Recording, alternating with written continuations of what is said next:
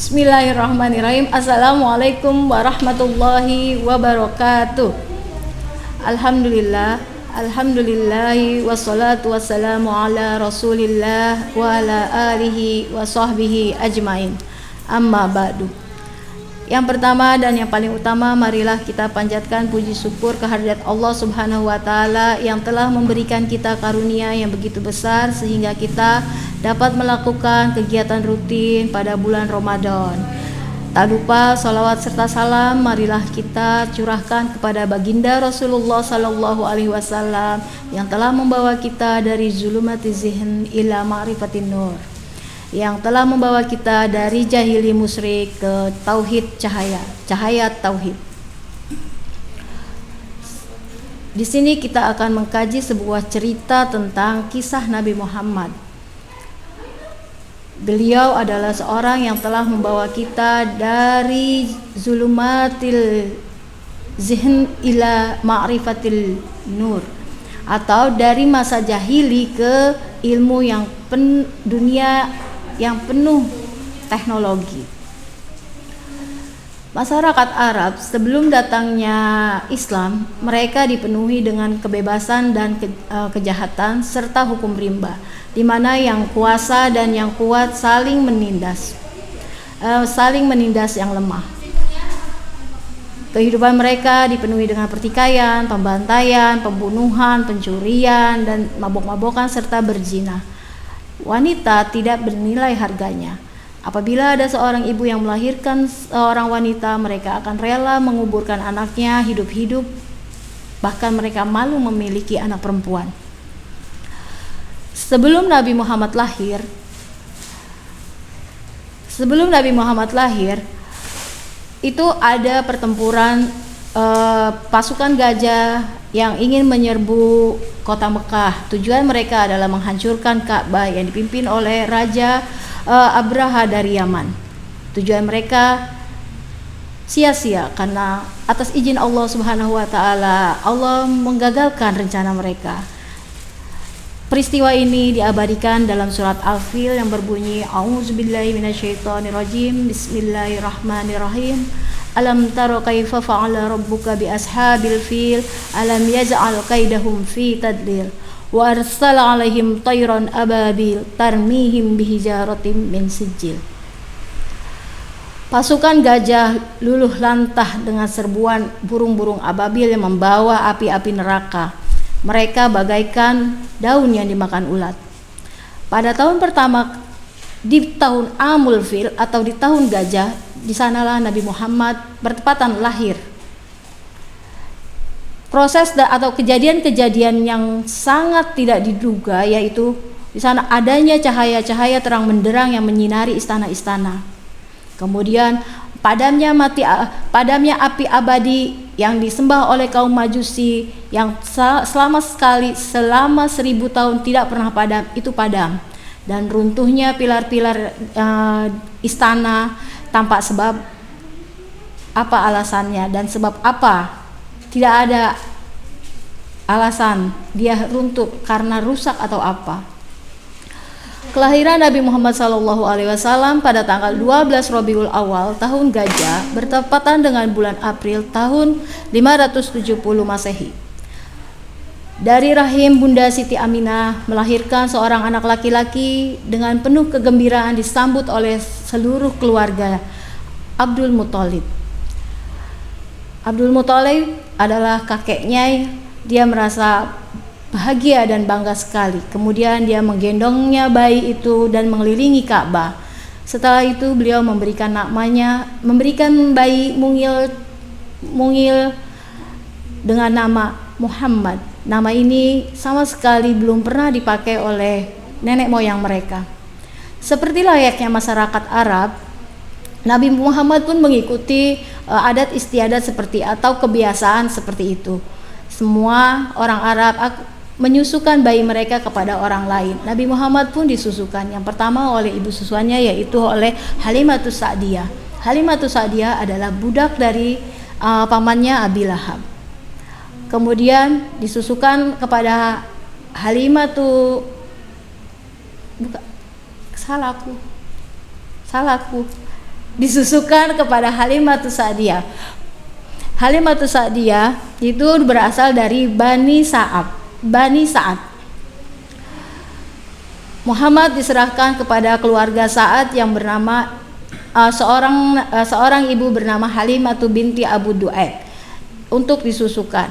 Kehidupan Halimatus Sa'diyah ketika merawat Nabi Muhammad SAW, kehidupan mereka sangat ekonominya sangat bagus, sangat meningkat. Kambing-kambingnya banyak, kemudian unta-untanya sehat-sehat. Muhammad tinggal pada keluarga Bani Sa'ad sampai mencapai usia 5 tahun. Ia belajar menggunakan bahasa Arab yang murni serta belajar sifat-sifat terpuji yang terpatri dalam jiwa dan pribadinya. Setelah 5 tahun hidup bersama Halimatus Sa'diyah, Nabi Muhammad diantarkan kepada ibunya di Mekah, kepada ibunya Siti Aminah. Pada usia 6 tahun, Siti Aminah atau Ibunda Siti Aminah merasa perlu mengajak Nabi Muhammad untuk berziarah ke makam ayahnya. Ibunya mengajaknya berziarah ke makam ayahnya Abdullah di Madinah. Setelah 1 bulan Aminah di Madinah, ia pulang bersama rombongan, namun di tengah perjalanan, tepatnya di daerah Abwa di antara Mekah dan Madinah, Ibunda Aminah menderita sakit dan meninggal dunia. Kemudian Ibunda Aminah dikuburkan di tempat itu.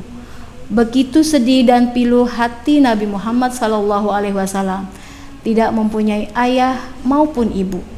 Muhammad pulang ke Mekah dan tinggal bersama kakeknya, Abdul Muthalib. Tak lama kakeknya pun dipanggil untuk menghadap Allah Subhanahu wa Ta'ala pada usia kakeknya Abdul Muthalib 80 tahun. Ketika itu Nabi Muhammad berusia 8 tahun 2 bulan 10 hari.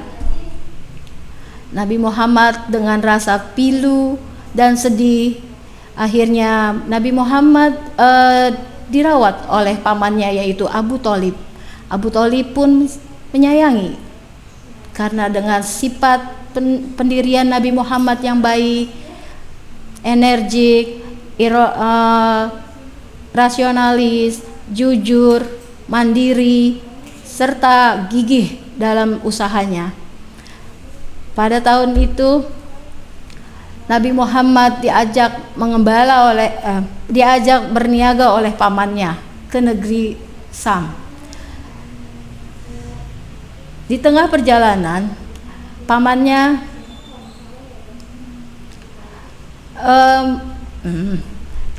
dalam usia 12 tahun, Muhammad sudah dapat bekerja membantu pamannya mengembala domba, atau bahkan sekali-kali diajaknya paman berniaga. Ketika Muhammad berniaga ke Basra atau ke selatan Syam, Muhammad bertemu dengan seorang pendeta. Nah, seorang pendeta itu melihat dari diri Muhammad di sana, melihat tanda-tanda kenabian pada diri Muhammad. Pada usia 25 tahun, Muhammad mendagangkan barang-barang dagangan orang-orang lain, termasuk dagangan Siti Khadijah yang ditemani oleh budaknya yaitu Maisarah. Budaknya Siti Khadijah dengan mengambil barang dagangan orang-orang. Dagangan yang dijual oleh Nabi Muhammad laku keras. Dengan mengambil jalan padang pasir, kafilah ini pun berangkat menuju Sam. Mereka melalui Wadil Qura, Madyan, dan Diyar Samud, serta tempat yang dulu pernah dilalui oleh Nabi Muhammad dan pamannya Abu Thalib. Dengan kejujuran dan kemampuannya, Muhammad mampu mendagangkan barang-barang Khadijah dengan keuntungan yang lebih banyak daripada orang lain sebelumnya. Setelah Khadijah melihat kecerdasan dan ketinggian suci pekerti Muhammad, akhirnya Khadijah yang berusia 40 tahun itu jatuh hati dan akhirnya menikah dengan Nabi Muhammad yang saat itu berusia 25 tahun. Mereka menjadi suami istri yang harmonis dengan dihiasi nuansa sakinah, mawaddah, dan warahmah. Di samping mengarungi rumah tangga, Nabi Muhammad pun senantiasa memikirkan rusaknya moral ketika kaum Quraisy yang penuh dengan kejahilian, sehingga ia selalu mencari jalan dengan cara menyendiri atau berkholwat untuk mencari solusi bagaimana caranya memperbaiki perilaku orang-orang Quraisy tersebut. Ketika Nabi Muhammad SAW berusia 40 tahun, dia pergi ke Gua Hiro untuk berkholwat atau menyendiri dan mendekatkan diri kepada Allah Subhanahu wa taala dengan berdoa. Ketika ia seorang diri dalam gua, datanglah malaikat seraya kepadanya. Iqra atau bacalah. Dengan terkejut Muhammad menjawab, "Ma ana biqari." Saya tidak dapat membaca. Ia merasa seolah malaikat itu mencekiknya, kemudian dilepaskan lagi seraya berkata, "Iqra." Masih dalam ketakutan dan akan dicekik lagi, Muhammad menjawab, "Ma ana biqari." Apa yang akan saya baca? Malaikat itu pun berkata lagi, "Iqra bismi rabbikal ladzi khalaq. Khalaqal insana min 'alaq. Iqra wa rabbukal akram. Alladzi 'allama bil qalam. 'Allamal insana ma lam ya'lam." Surat Al-Alaq ayat 1 sampai 5. Surat inilah yang pertama kali diturunkan malaikat Jibril kepada Nabi Muhammad tentang wahyunya yang pertama. Kemudian beliau mengucapkan bacaan itu. Malaikat pun pergi setelah kata-kata itu terpatri dalam hati Nabi Muhammad. Namun ia merasa ketakutan sambil bertanya-tanya pada dirinya, gerangan apakah yang dilihatnya? Setelah menerima wahyu yang pertama itu, maka Muhammad menjadi seorang utusan Rasulullah, sehingga ia mampu atau harus menyelesaikan tugasnya sebagai Rasulullah untuk berdakwah untuk kaumnya. Oke, dakwah Rasulullah Shallallahu Alaihi Wasallam setelah mendapatkan wahyu itu terbagi menjadi dua. Yang pertama yaitu dakwah secara sembunyi-sembunyi yang berada di kota Mekah. Yang kedua itu dakwah secara terang-terangan, zahriyatud dakwah. Dakwah secara sembunyi-sembunyi selama di Mekah yaitu selama 3 tahun, sedangkan sisanya dia terang-terangan. Orang-orang yang masuk Islam pada waktu itu yaitu as-sabiqunal awwalun adalah orang yang pertama masuk Islam. Yang pertama secara keseluruhan ada 39 orang, antara lain adalah istrinya sendiri yaitu Khadijah binti Huwailid radhiyallahu anha, kemudian Ali bin Abi Thalib, Zaid bin Harisah mantan budaknya Rasulullah atau anak angkatnya, kemudian Abu Bakar bin Quhafa atau Abu Bakar Siddiq. Abu Bakar Siddiq mengajak temannya yaitu Utsman bin Affan, Zubair bin Awwam, Abdurrahman bin Auf, Sa'ad bin Abi Waqqas dan lainnya. Reaksi masyarakat Mekah terhadap kedatangan Islam, hinaan, cercaan, bulian terhadap Nabi, cercaan terhadap dakwah Nabi dipelonco oleh pamannya sendiri yaitu oleh Abu Lahab. Mereka menawarkan rayuan kepada Nabi Muhammad, kekuasaan, kekayaan, dan wanita, asalkan Nabi Muhammad tidak meneruskan atau memberhentikan dakwahnya. Kesepakatan untuk secara bergantian melakukan ibadah kepada Allah dan kepada selainnya atau kepada berhala. Ancaman pembunuhan, mereka mengancam Nabi Muhammad dan mengejar-ngejar para pengikut Nabi Muhammad. Kemudian Nabi Muhammad mendapat dukungan keluarga dekatnya. Pengikut Muhammad justru bertambah banyak. Mereka terutama yang berasal dari kalangan Khawarij harus membayar sikap mereka dengan pendekatan. Oke, menjelang akhir periode di kota Mekah, menjelang dakwah Muhammad di akhir periode kota Mekah, yaitu pada tahun 621 Masehi, ia mengalami peristiwa yang sangat penting dalam pengalaman keagamaannya, yaitu peristiwa Isra dan Mi'raj. Tak lama setelah peristiwa itu, sejumlah orang Madinah susul menyusul datang ke Mekah untuk menemui Muhammad, karena mereka pernah mendengar tentang seorang nabi yang bakal datang. Sehingga terjadi peristiwa sumpah akbar pertama, yaitu sumpah Aqobah pertama dan sumpah Aqobah kedua. Dalam sumpah Aqobah kedua pada tahun 622 Masehi, sejumlah orang Madinah bersumpah membela Nabi Muhammad dan Islam. Oleh karenanya, orang Madinah disebut kaum Ansor atau para pembela. Misi Nabi Muhammad SAW yang pertama yaitu mengajarkan keesaan Allah dengan katakanlah dialah Allah yang Maha Esa. Itu surat Al-Ikhlas, Qul huwallahu ahad. Dengan ajaran ini Nabi Muhammad telah mampu mengajak manusia dari kegelapan menuju ke cahaya. Misi kedua yaitu misi Nabi Muhammad yang kedua, menyempurnakan akhlak, membangun manusia mulia dan bermanfaat. Ya. Innama bu'istu liutammima makarimal akhlak, bahwasannya aku diutus Allah untuk menyempurnakan keluhuran akhlak atau budi pekerti. Rawahu Ahmad. Beberapa akhlak inti pada Rasulullah SAW yang tak ada seorang pun mampu mencapai dan melebihinya, yaitu sabar, rahmat, bijaksana, dermawan, dan tawadu. Misi Nabi Muhammad SAW yang ketiga yaitu rahmatan lil alamin. Artinya, tiadalah kami mengutus kamu melainkan untuk menjadi rahmat bagi seluruh alam. Ini terdapat dalam Quran surah Al-Anbiya ayat 107. Nabi Muhammad SAW adalah utusan Allah bagi seluruh umat manusia. Risalah yang dibawanya bersifat universal untuk semuanya, ditujukan kepada seluruh umat manusia, semua ras, bangsa, keturunan, sampai akhir zaman. Tersebarnya agama Islam di Madinah menyebabkan kaum Quraisy makin ganas. Nabi Muhammad memutuskan untuk hijrah bersama pengikutnya ke Madinah secara sembunyi-sembunyi. Dalam perjalanan itu, Muhammad membangun Masjid Quba.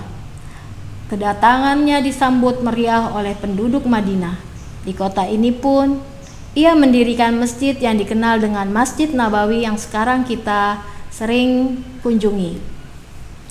Di samping masjid inilah ia tinggal di sana.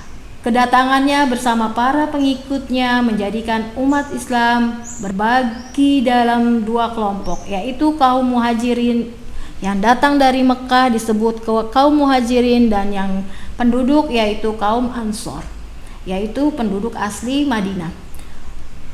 Dakwah Rasulullah di Madinah. Banyak tantangan-tantangan yang ada di sana. Tantangan terhadap perkembangan Islam di Madinah. Yang pertama yaitu perang Badar, yang kedua perang Uhud, terus datangnya permintaan dari suku Bani Amir dan Bani Sulaim untuk mengajarkan mereka agama Islam. Ternyata permintaan itu perangkap, hanya seorang dari 70 utusan yang selamat, sehingga Nabi Muhammad terpukul dan murka. Ia berdoa agar Tuhan memberikan hukuman atas tindakan tidak berkepribadian itu.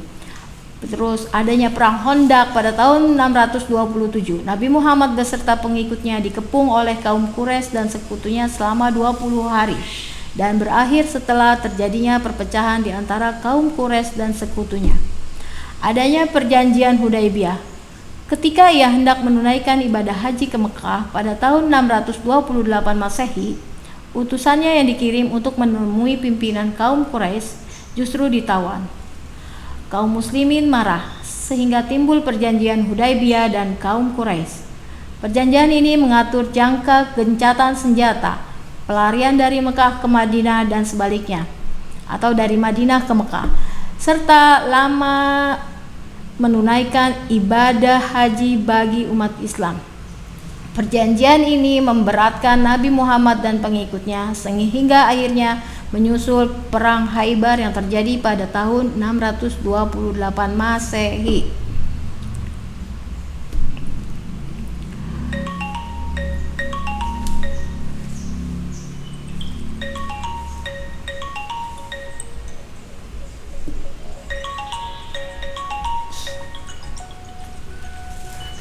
Mati. Pada tahun 632 Masehi, Muhammad berangkat ke Mekah untuk menunaikan ibadah haji, disertai oleh ribuan pengikutnya.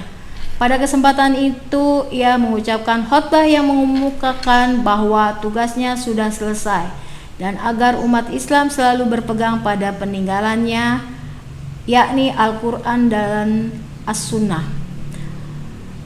Yang pertama, pesan Nabi Muhammad SAW yaitu agar memelihara persaudaraan di antara sesama umat Islam, menegakkan persamaan di antara umat manusia. Muhammad mewajibkan semua yang hadir ketika itu untuk meneruskan pesannya. Ketika itulah turun ayat Al-Quran yang terakhir, Al-yawma akmaltu lakum dinakum wa atmamtu alaikum ni'mati wa raditu lakum Islam madina. Pada hari ini aku sempurnakan agama kalian dan aku penuhi nikmatmu. Aku berkenan Islam sebagai agama kalian. Kejadian ini diimani oleh pemeluk Islam. Alhamdulillah, sampai sini saja kisah Nabi Muhammad yang saya bawakan. Terima kasih untuk anak-anak soleh dan solehah generasi Indonesia sudah menyimak apa yang saya sampaikan. Kurang dan lebihnya saya mohon maaf. Mungkin nanti dari panitia pelaksanaan kegiatan ini akan memberikan evaluasi yang harus kalian kerjakan melalui WA Group. Wabillahi taufik wal hidayah. Wassalamualaikum warahmatullahi wabarakatuh. 1, 2, 3